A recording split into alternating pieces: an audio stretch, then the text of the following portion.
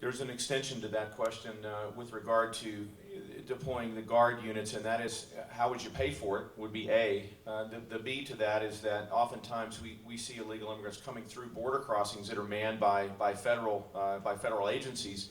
We get huge numbers of folks coming through there illegally from time to time. How would you influence that? We have to, I think, reevaluate the role of Texas state government.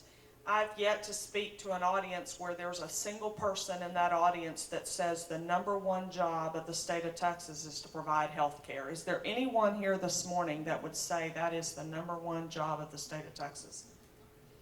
Because that is where the state of Texas spends the greatest amount of her resources, is on health care expenditures. We've got to reevaluate where we're spending the resources that we have. I think the knee-jerk reaction to most problems that we face today is we've got to give the government more money because it needs to secure the border, it needs more money. I'm going to argue that the state of Texas has ample resources. It needs to be applying them in different areas, and health care is not the #1 job of state government, nor of federal government. We spend 1/3 of the state's budget, so we've got to channel those resources into areas like border security. Complicated when you get to the notion that you mentioned where you have federal forces securing the ports of entry and still allowing illegals to come through there. That's going to be a bigger challenge for the state of Texas to attempt to remedy and help remedy that. I think our first priority has got to be securing the spots in between those legal ports of entry, including the bridges that are not legal ports of entry but are crossings across the Rio Grande River. So we've got a lot of work to do down there. I don't believe there's any real interest by either the United States government, our president, or our senator or governor to secure that. Governor Perry's website back in 2001 says he shares Vicente Fox's vision for an open border. And I think all of his actions have indicated that. He postures when it's election time that we're going to secure that border, but he doesn't have any real desire to see it secure and to see a respect for the rule of law along our border. One final point to that is, as governor of Texas, would you repeal the anchor baby law or modify it in some way so that there are not anchor babies in Texas? It's a federal provision, so the state would have some particular challenges there. I think the place to work in that area really is on a federal provision called EMTALA, E-M-T-A-L-A. It's the Emergency Medical T and Labor Act. I'm losing what the T stands for, but it's E-M-T-A-L-A. EMTALA is a piece of federal legislation that passed in the mid-'80s, and it is the piece of legislation that forces emergency service providers, hospital emergency rooms, hospital emergency room physicians, ambulance companies to provide health care without asking for a form of payment. Government doesn't have the authority to force any of us to do anything free of charge. And Texas has a real opportunity to go to federal court to protect her health care providers from that abusive legislation and say to those emergency service providers, who you provide charity care to is up to you. When we secure the border, when we tell our hospital systems that they set their own charitable service policies, we'll see, I think, a real drop in. We will have done a lot to stem the tide and the incentive for coming here and having an anchor baby, because we're not going to provide that care free of charge anymore. There's been, in the last couple of weeks, since the two debates that you participated in with Governor Perry and Senator Hutchinson, a lot of discussion about your proposal of the elimination of property taxes. It has been probably the single point in the media where people, not just the other candidates, but some citizens have taken contention with, and it has caused them some pause.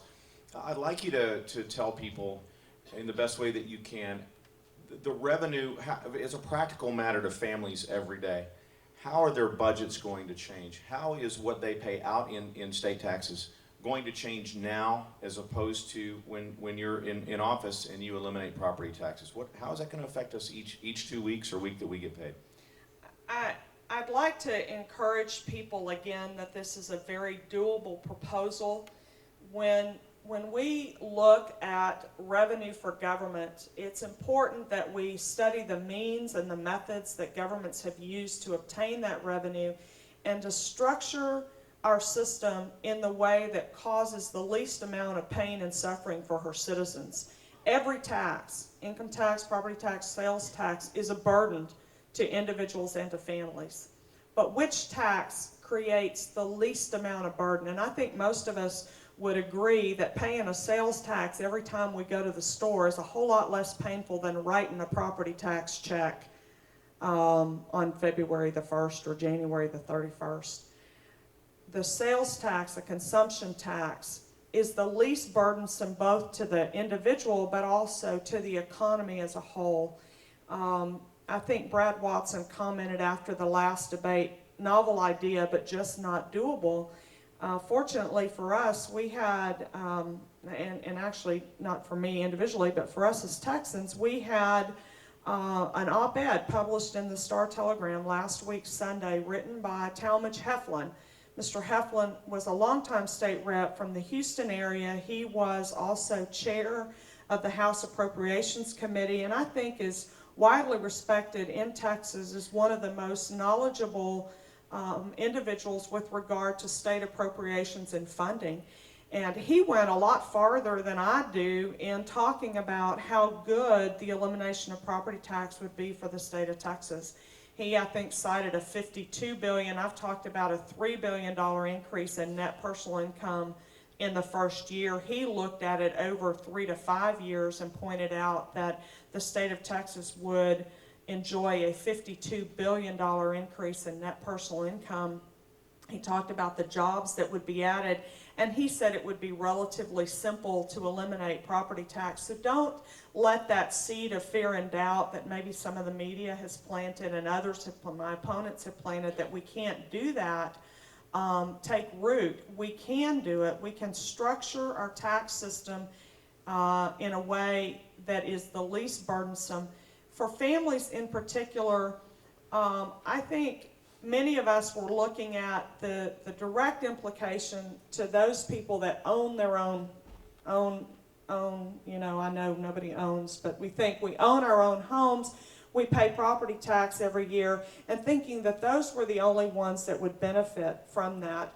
But as you really chew on that notion of eliminating property tax, I had a conversation with a man in Mineola in East Texas. He owns commercial property, and he said fully 1/3 of his total income last year went to pay property tax.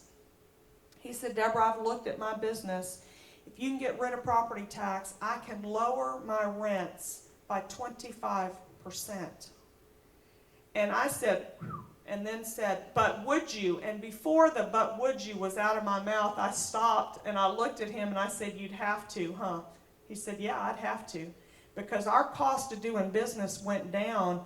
The guys that own the other apartment complexes in town would lower their rent, and we would all be forced. He said we could drop our rent by 25%.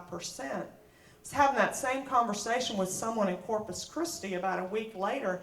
He said, I guess that means Walmart's prices would drop too. And I said, well, how do you figure? And he said, well, they pay property tax, so their cost of business also goes down. When your cost of business goes down, it drives the cost of service and goods that you provide down as well. Get the government out of the market. Let the free market work. Competition drives prices down. That's good for everybody in Texas. We all have more money in our pocket. We can then appropriate that to care for our families rather than that burdensome property tax that steals our property and provides little accountability and transparency in government.